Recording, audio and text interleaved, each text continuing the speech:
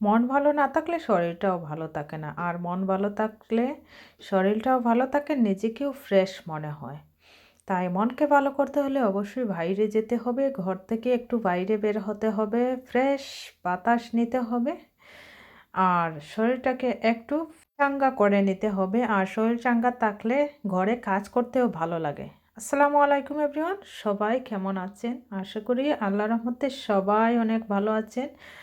আর আমার মেজাজটা আজকে অনেক ফুরফুরে।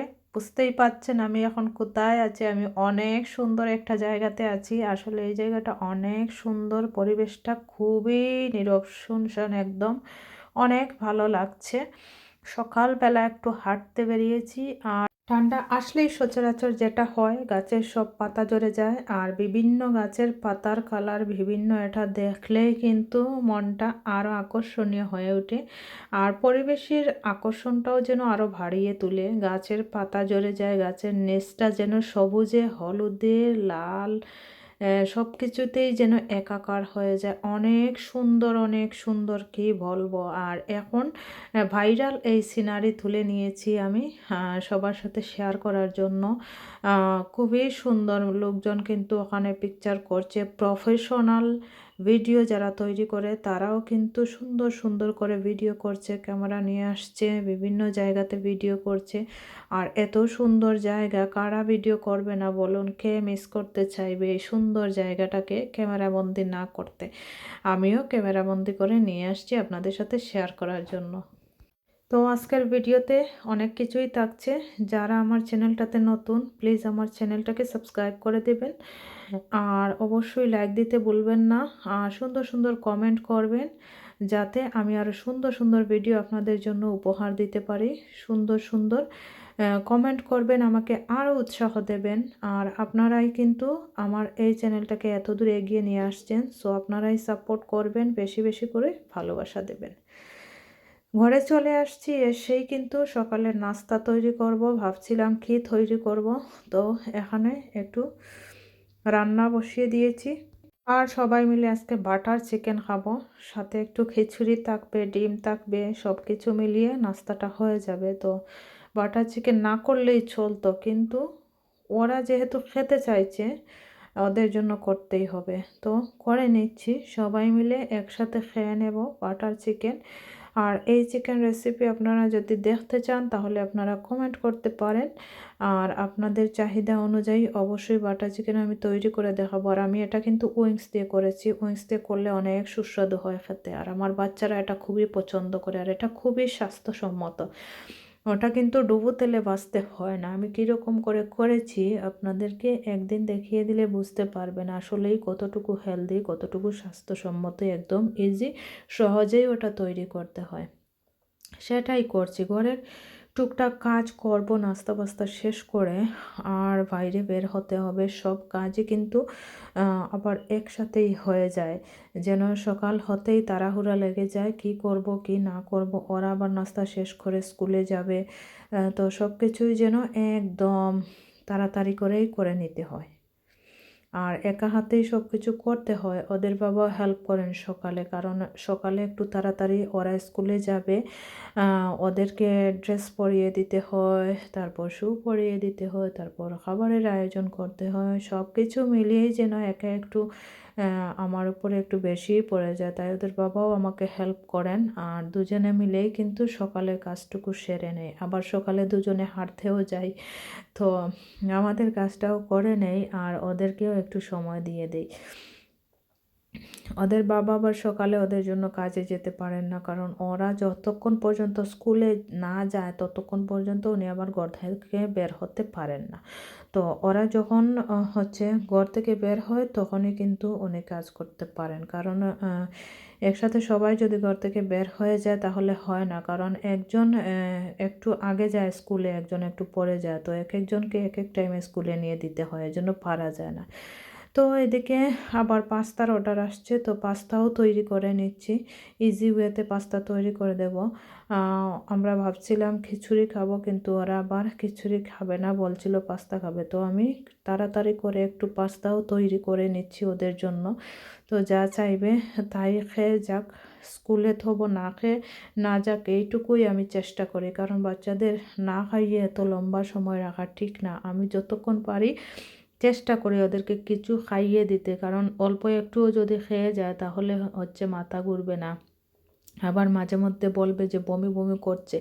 কারণ সকালে যদি কিছু না খেয়ে যায়, একদম খালি পেটে স্কুলে চলে যায়, তাহলে সত্যিই কিন্তু বমি বমি ভাব করবে। তো এই জন্যই কিন্তু একটু কষ্ট করে হলেও আমাকে ওদের নাস্তা তৈরি করে খাইয়ে তারপর ওদেরকে রেডি করে স্কুলে দিয়ে দিতে হয়। এটাই আমি করে থাকি।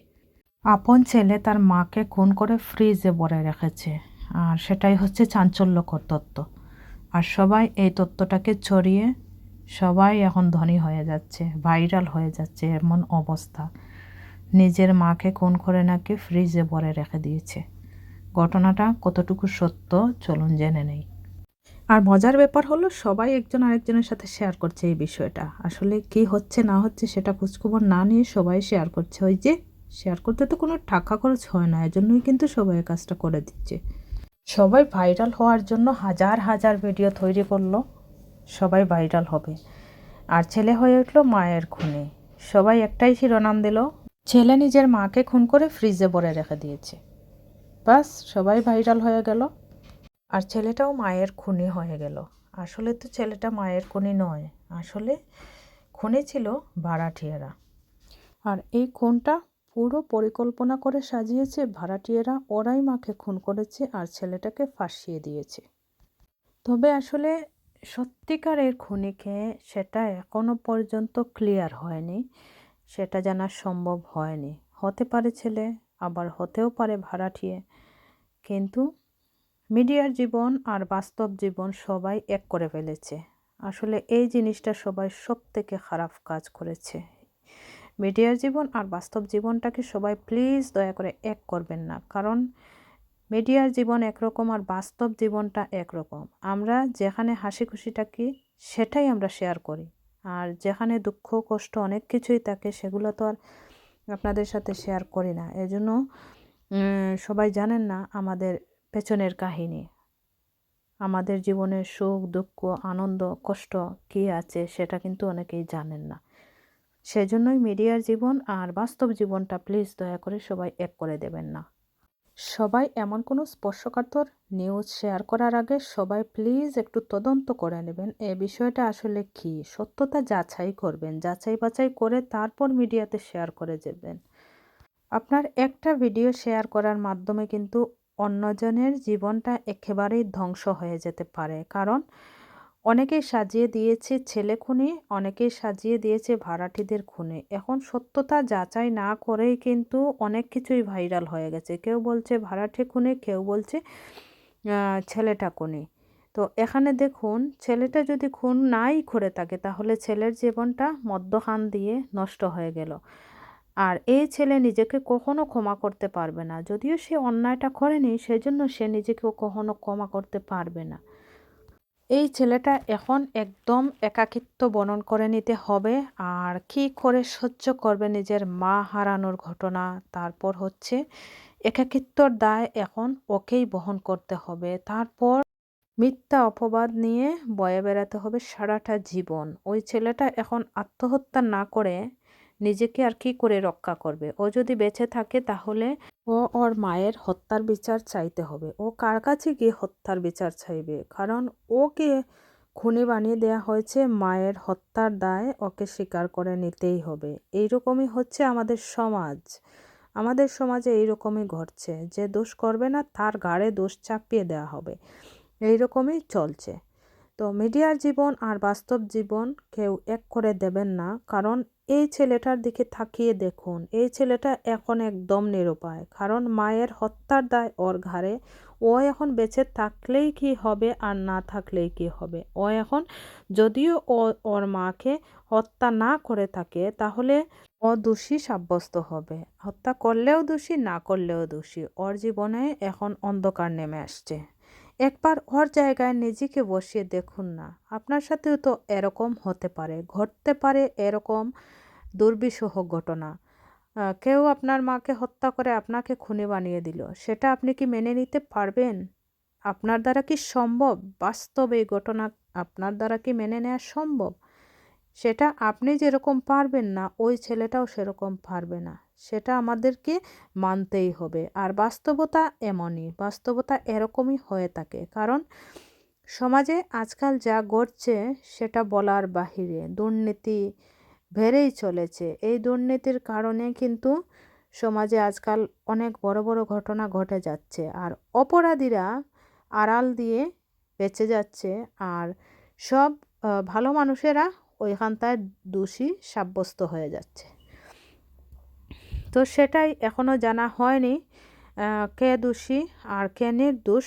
দেখা যাক, আমরা কিছুদিনের মধ্যে আশা করি এই ঘটনার একটা ফলাফল জানতে পারবো, আসলে কে মাকে হত্যা করলো। আর এদিকে কিছু শপিং করে নিয়ে আসছি। সারাদিন অনেক কাজকর্ম করে তারপর একটু বাইরে গিয়েছিলাম, শপিং করে নিয়ে আসলাম অনেকগুলা শ্যাম্পু, তারপর অনেক জিনিস প্রয়োজনীয় যত কিছু লাগবে নিয়ে আসছি। বাচ্চাদের শাওয়ার করার শাওয়ার জেল যেইগুলা, ওইগুলা নাই, তো শাওয়ার জেল, তারপর চুলের জন্য শ্যাম্পু, তারপর আমার বাচ্চা মেয়েটার জন্য নিয়ে আসছি সুন্দর কিছু হেয়ার ব্যান্ড, হেয়ারস্টাইল নিয়ে আসছি। ও কিন্তু এটা সেটা ওগুলা খুবই পছন্দ করে, তো ওর জন্য ওগুলা নিয়ে আসতে হয়েছে। অনেক সুন্দর, অনেক কিউট। আর এই যে ছোট্ট ছোট্ট পিঙ্ক কালারের অনেক কিউট কিছু কিছু জিনিস কিনেছি, আমার অনেক ভালো লাগেছে। আর ওকে দেখালে ও অবশ্যই খুশিতে আত্মহারা হয়ে যাবে, ও কিন্তু খুবই ভালোবাসবে এই জিনিসগুলো, আর অনেক পছন্দ হয়েছে আমারও, এজন্য নিয়ে আসছি। তারপর বেবির জন্য কিনেছি কিছু, আর এটাও ছোট্ট একটা শাওয়ার জেল, ওইটা কিন্তু খুবই ভালো লেগেছে, একদম মিনি। আমার খুবই হাসি পাচ্ছিল দেখে, আমি কিন্তু না পারতেই ওটা কিনেছি, আমার ভালো লেগে গেছে। ওটা হচ্ছে বেবি শাওয়ার জেল, এজন্যই কিন্তু নিয়ে আসছি, একদম ছোট্ট। আর ওইটা হচ্ছে যাদের চুলে একদম খুশকি, তারপর যারা একটু ইচ্ছে করেন, যাদের চুলে একটু সমস্যা, চুল পড়ে যাচ্ছে, ওই শ্যাম্পুটা আপনারা ইউজ করতে পারেন। Head and shoulder deep hydration যেটা, ওইটাই আপনারা ইউজ করতে পারেন। ওটা কিন্তু খুবই ভালো একটা শ্যাম্পু, আর চুলকে একদম স্মুথ করে ফেলে, খুবই ভালো। খুবই কমফোর্টেবল হবে চুলের জন্য, আপনার স্কিনের জন্য ভালো। তারপর আছে কালার করলে আরেকটা শ্যাম্পু ছিল ওখানে, ওটাও আপনি হেড অ্যান্ড শোল্ডারের ইউজ করতে পারেন। আর এটা হচ্ছে শাওয়ার জেল, আর ওটা টেস্কো থেকে নিয়ে আসছিলাম। আর ওইগুলা হচ্ছে স্কিনের জন্য ফেস ওয়াইপস যেটা, সেটাই। তো ছোট্ট একটা নিয়ে আসছি, যদিও প্রয়োজন হতে পারে, অল্প অল্প করে কিছু হাতের কাছে রাখলে অনেকটা ভালো, বাইরে যেতেও নেওয়া যায়। কোনো কিছু ক্যারি করার জন্য ছোট ছোট ব্যাগে ভরে রাখি, যেগুলা ক্যারি করলে আমার জন্য একটু হালকা হবে আর বেশি কষ্ট হবে না। ওটাও ছিল শাওয়ার জেল, তো এইগুলাই নিয়ে আসছিলাম। আর আরেকটা ভেসেলিনও নিয়ে আসছি, ওইটা শেয়ার করা হয়নি আপনাদের সাথে। আর এইটা সব থেকে কিউট ছিল, এটাই কিন্তু আমার সব থেকে ভালো লেগেছে। আর আসার সময় এই যে অল্প কিছু খাবারও আনা হয়েছে,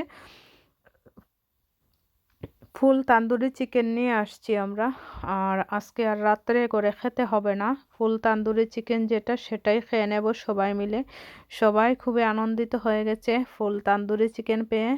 অল্প অল্প করে খেয়ে নিলে আমাদের কিন্তু রাত্রের বেলা আর ভাত খেতে হবে না, যদিও মাঝে মধ্যে রাত্রে ভাত খেয়ে থাকি, তো আজকে ভাত খাবো না, ফুল তান্দুরি চিকেন আর একটু ফ্রুট, এইরকম ফ্রেশ তরতাজা ফ্রুট যেগুলো, ওগুলোই খেয়ে নেব।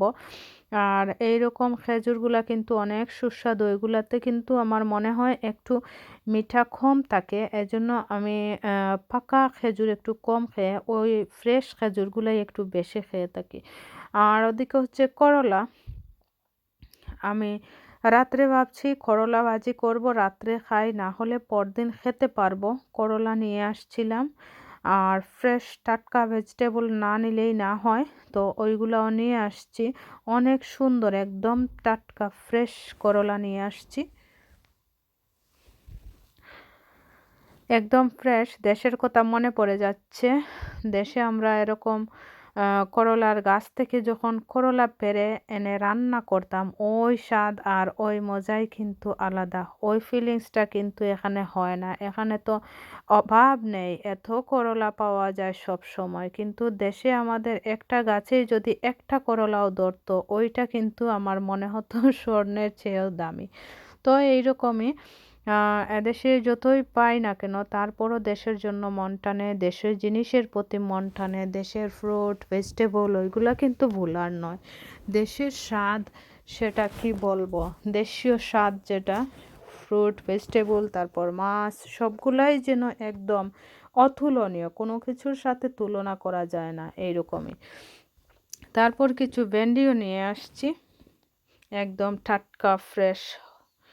একদম এত সুন্দর আসলে কি বলবো, ওইগুলা দিয়ে কারি রান্না করলে অনেক সুস্বাদু হবে খেতে। আমি ভাবছিলাম ওইগুলাকে চিকেন দিয়ে রান্না করে নেব, খেতেও অনেক সুস্বাদু লাগবে।